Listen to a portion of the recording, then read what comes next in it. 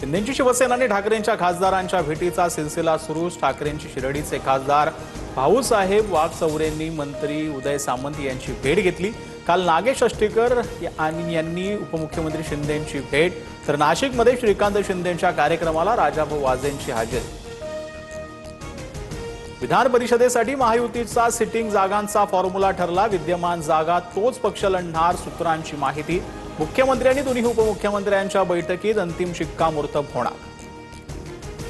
विधान परिषदेच्या 16 पैकी 2 जागा लढण्यास राष्ट्रवादी इच्छुक। कोकण विधान परिषदेसाठी अनिकेत तटकरेंकडून तयारी, तर पुण्यातून सुनील ढिंगरेंसह इतर काही जण इच्छुक।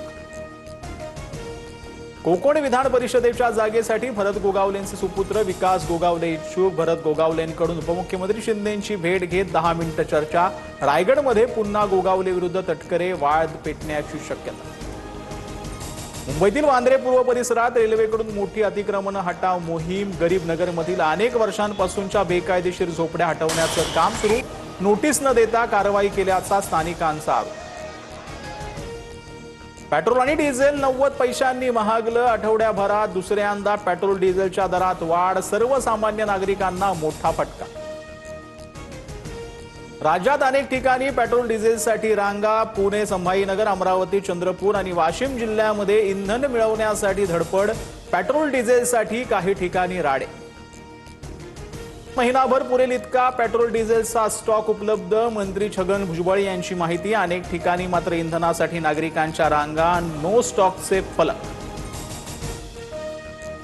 पाव आणि ब्रेडच्या किमती 10% वाढ। पावाची लादी आता 40 रुपयांना मिळणार। वाहतूक खर्चासह पॅकेजिंगचा किमती वाढल्याचा परिणाम।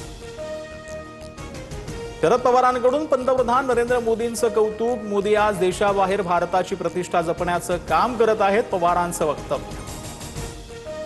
रशियाकडून तेल खरेदीसाठी अमेरिकेकडून भारताला पुन्हा 30 दिवसांची सवलत। तर निर्बंध असो किंवा नसो, भारत रशियाकडून कच्च्या तेलाची खरेदी सुरूच ठेवणार, पेट्रोलियम मंत्रालयाकडून स्पष्ट।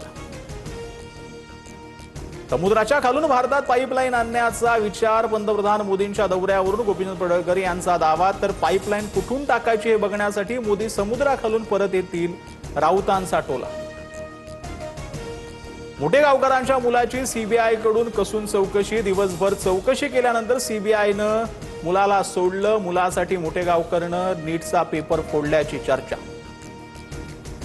देशभरातील 12.5 लाख औषधाच्या दुकानांचा उद्या देशव्यापी बंद। ऑनलाईन आणि बेकायदा औषध विक्रीला केमिस्ट संघटनांचा विरोध। सरकारनं दखल न घेतल्यास बेमुदत संपाचा इशारा। दीनानाथ मंगेशकर रुग्णालयात 6 वर्षीय मुलीचा मृत्यू। रुग्णालयाच्या हलगर्जीपणामुळे मृत्यू झाल्याचा कुटुंबियांचा आरोप। अलंकार पोलीस ठाण्यात तक्रार, तर संबंधित प्रकरणाची चौकशी सुरू। सर्व कागदपत्र पोलिसांना दिली आहे, रुग्णालयाची माहिती। विदर्भातील 3 जिल्ह्यात आजही तापमानाचा पारा 46 अंशांच्या वर। अमरावती सर्वाधिक 46.8 अंश तापमानाची नोंद, तर वर्धा आणि अकोल्यामध्ये तापमान 46 पार। हवामान विभागाकडून नागरिकांना काळजी घेण्याचं आवाहन।